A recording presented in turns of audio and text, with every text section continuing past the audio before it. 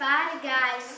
Viņa vēl daudz mums viņa būs, Dievs aicinās kā aicinājums, ar vienu atkal saulēnus.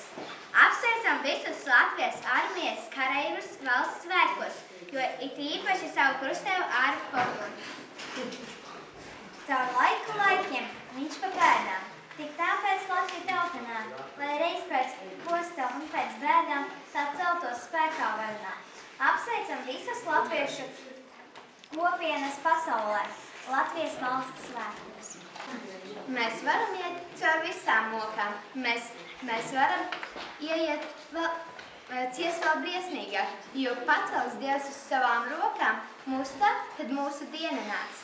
Apsveicam kopienu Bērces Strasdi, Anglijā, un sakām lielu paldies par koras romāni veltījumu mums. Dziesma te svinīgi šauc, un tād kā svētums visapkārt stīdz, un zieds ir tik balts, ka pavisam bail nes līdz.